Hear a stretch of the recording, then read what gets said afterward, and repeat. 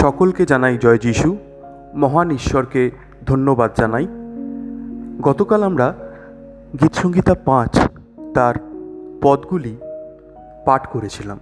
এখন আমরা এই গীতসংহিতা ৫-এর পদে পদে ব্যাখ্যা আলোচনা করব। আপনারা মন দিয়ে শুনুন। ঈশ্বরের বাক্য আপনাদের জীবনে আশীর্বাদ করুক, এই প্রার্থনা যীশু খ্রিস্টের নামে চাই। আসুন আমরা গীতসংহিতা ৫-এর পদে পদে ব্যাখ্যা ও বিশ্লেষণ করি। এই গীতটি দাউদ তার শত্রুদের দ্বারা আক্রান্ত ও মিথ্যা অপবাদে জর্জর অবস্থায় ঈশ্বরের উদ্দেশ্যে করেছিলেন। এটি একদিকে অনুরোধ, আবার অপরদিকে ঈশ্বরের ন্যায্য বিচার ও ধার্মিকতার প্রতি তার আস্থা প্রকাশ। পদ সংখ্যা ১ থেকে ৩। হে সদাপ্রভু, আমার বাক্যে কর্ণপাত করো, আমার কাকুতিতে মনোযোগ করো। মম রাজন, মম ঈশ্বর, মম আর্তনাদের রব শোনো, কেননা আমি তোমারই কাছে প্রার্থনা করিতেছি। সদাপ্রভু, প্রাতকালে তুমি আমার রব শুনিবে, প্রাতে আমি তোমার উদ্দেশ্যে প্রার্থনা সাজাইয়া চাহিয়া থাকিব। এই ১ থেকে ৩ পদটি ব্যাখ্যা করিলে বলা যায়, এই অংশে দাউদ তার প্রার্থনার গম্ভীরতা বোঝাচ্ছেন। তিনি শুধু মুখের কথা বলছেন না, বরং অন্তরের কান্না বা আর্তনাদ ঈশ্বরের কাছে তুলে ধরেছেন। প্রাতে এই শব্দটি দেখায় যে দিনের শুরুতেই তিনি ঈশ্বরের সামনে নিজেকে সঁপে দিচ্ছেন। এটি প্রার্থনার এক বিশুদ্ধ অভ্যাসের উদাহরণ। আসুন আমরা পদ সংখ্যা ৪ থেকে ৬ ব্যাখ্যা ও বিশ্লেষণ করি। তুমি দুষ্টতা প্রিয় ঈশ্বর নয়, মন্দ তোমার অতিথি হতে পারে না। দর্পকারীগণ তোমার সাক্ষাতে দাঁড়াইবে না। তুমি সমুদয় অধর্মচারীকে ঘৃণা করিয়া থাকো। তুমি মিথ্যাবাদী দিগকে বিনষ্ট করিবে। সদাপ্রভু রক্তপাতীকে ও ছলপ্রিয়কে ঘৃণা করেন। এই ৪ থেকে ৬ পদটি ব্যাখ্যা করলে আমরা বুঝতে পারি যে দাউদ এখানে ঈশ্বরের পবিত্রতা ও ন্যায় বিচারের গুণ গাইছেন। তিনি বলছেন, দুষ্ট, অহংকারী, ছলনাপূর্ণ লোকেরা ঈশ্বরের সান্নিধ্যে থাকতে পারে না। এর মাধ্যমে দাউদ বিচার চাইছেন ও বলছেন, যারা মিথ্যা ও অন্যায় করছে তারা শাস্তিপ্রাপ্য। পদ সংখ্যা ৭। কিন্তু আমি তোমার দয়ার বাহুল্যে তোমার গৃহে প্রবেশ করিব, তোমার পবিত্র মন্দিরের অভিমুখে তোমার ভয়ে প্রণিপাত করিব। এই পদটিকে ব্যাখ্যা করলে বলা যায় যে এই পদে দাউদ তার বিশ্বাস ও বিনয় প্রকাশ করেন। তিনি জানেন নিজের যোগ্যতায় নয়, বরং ঈশ্বরের করুণা ও অনুগ্রহেই তিনি তার ঘরে প্রবেশ করতে পারেন।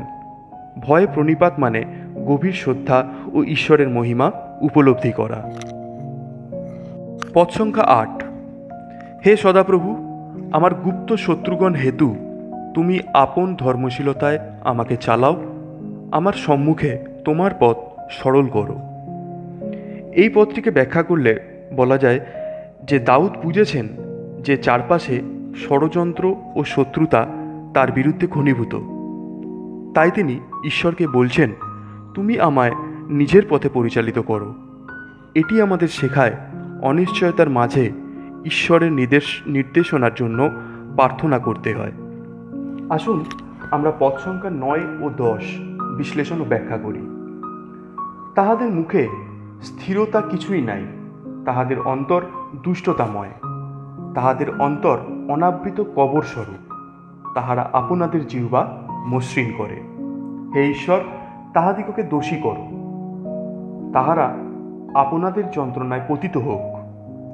তুমি তাহাদের অধর্ম বাহুল্যে তাহাদিগকে তাড়াইয়া দাও, কেননা তাহারা তোমার বিদ্রোহী হইয়াছে।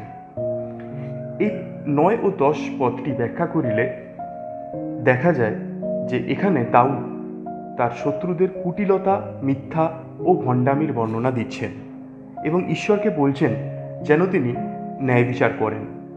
দাউদ এটা স্পষ্ট করে দিচ্ছেন, এই শত্রুরা কেবল তার নয়, বরং ঈশ্বরের বিরুদ্ধেও অবস্থান নিয়েছে। ঈশ্বরের সন্তানগণ, যদি আমরা পদ ১১ আর ১২কে বিশ্লেষণ করি, তাহলে এই বাক্যে এইরূপ লেখা রহিয়াছে যে কিন্তু তোমার শরণাপন্ন সকলে আহ্লাদিত হোক, তাহারা চিরকাল আনন্দগান করুক, কেননা তুমি তাহাদিগকে রক্ষা করিতেছ। যাহারা তোমার নাম ভালোবাসে তাহারা তোমাতে উল্লাস করুক, কেননা তুমি ধার্মিককে আশীর্বাদ করিবে। হে সদাপ্রভু, তুমি ঢালের ন্যায় তাহাকে প্রসন্নতায় বেষ্টন করিবে। এই পদটিকে ব্যাখ্যা ও বিশ্লেষণ করলে আমরা বলতে পারি যে এই গীতটি আশার বার্তা দিয়ে শেষ হয়েছে।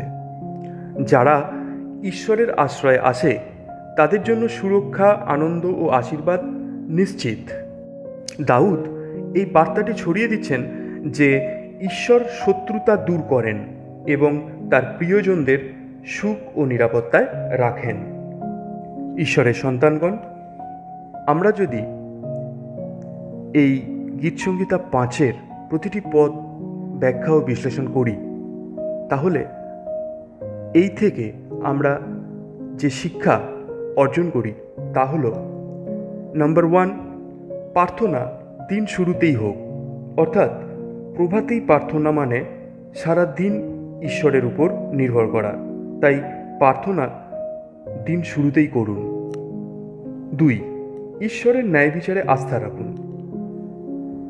দুষ্টের বিচার ঈশ্বর করবেন, সুতরাং ঈশ্বর যে ন্যায় বিচার করেন তার উপর আস্থা ও বল রাখুন।